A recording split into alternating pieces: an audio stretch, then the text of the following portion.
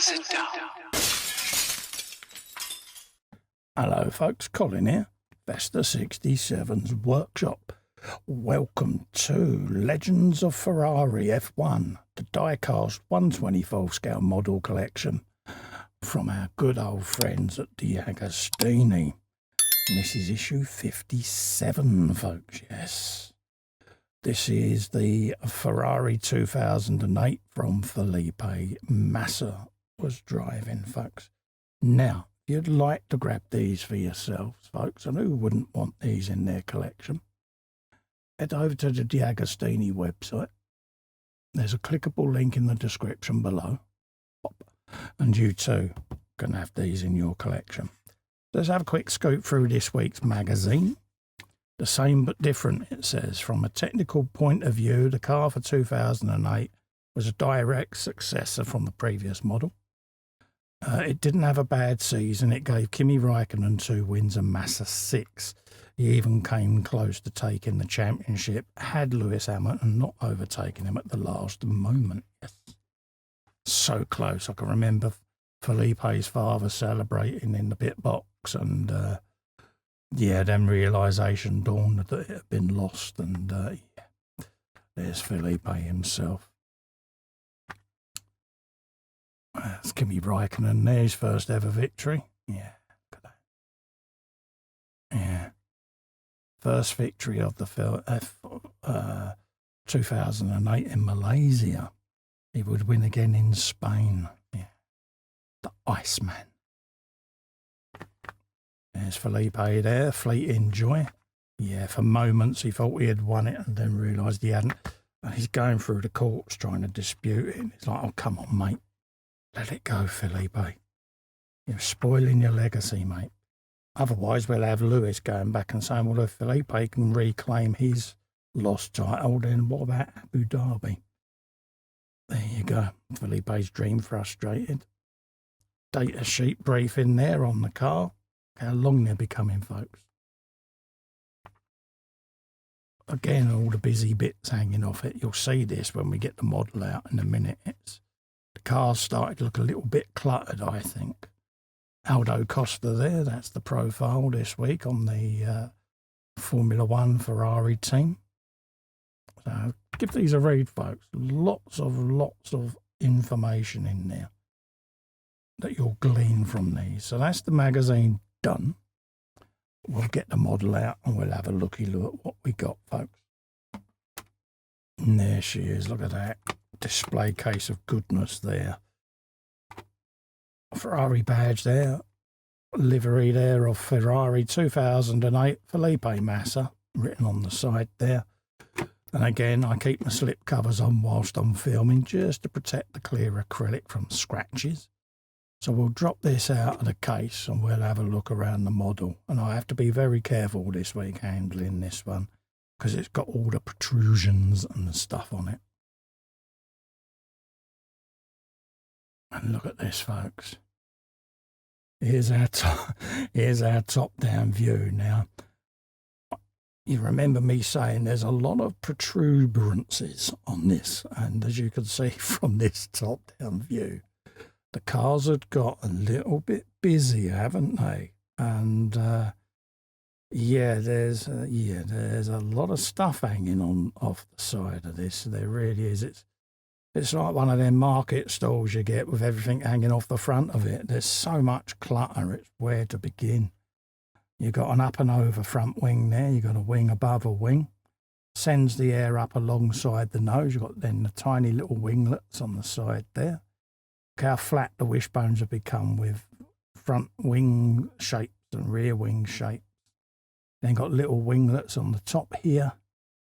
The barge bolts, many barge bolts forming now. You've got them in amongst the suspension and underneath, which we'll have a closer look at in a moment.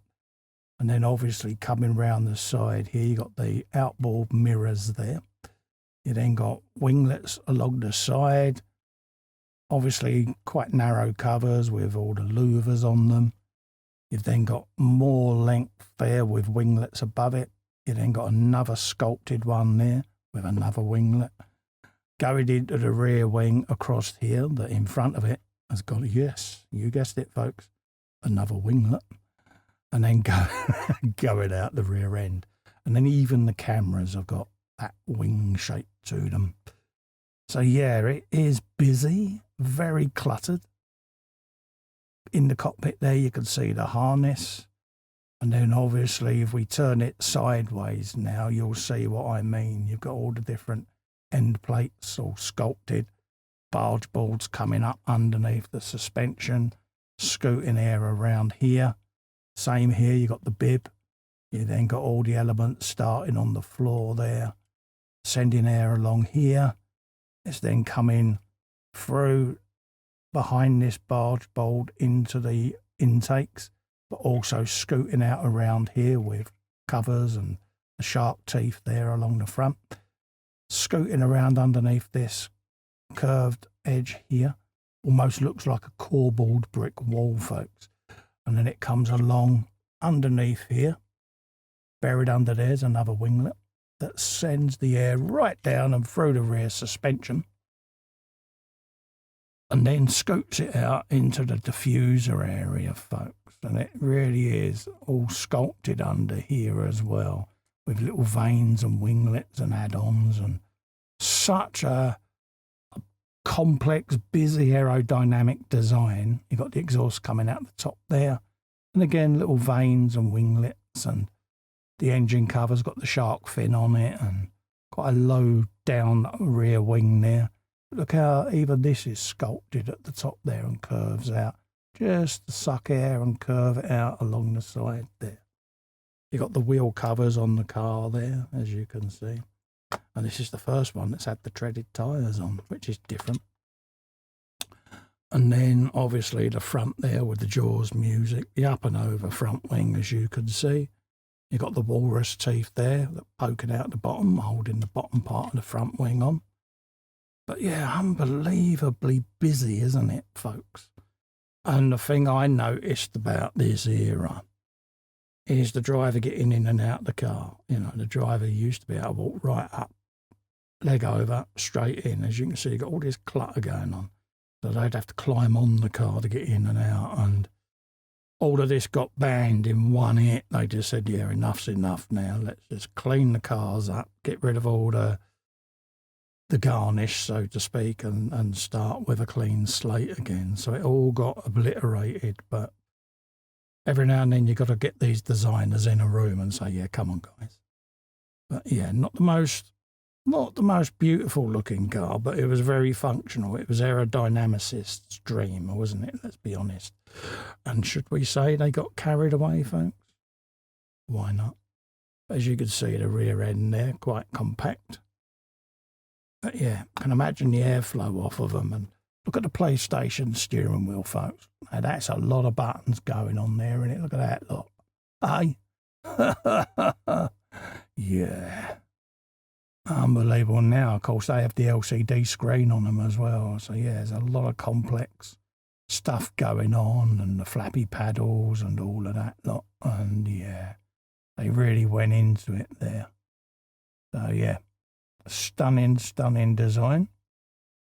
Looking rather sexy. Let's have a look underneath and see what we got going on under there.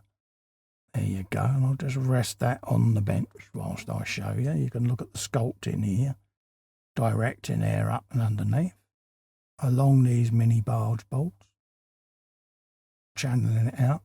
You then got this little extension of the bib, basically, joining these two together.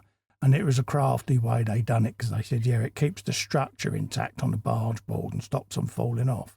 But what it gave them another aerofoil surface to scoot air around. So very strategically done. And it was the same as this. They classed these as supports for the barge boards, but they just added extra planes to it. A very shrewd design philosophy. Then this would develop later on into the plank.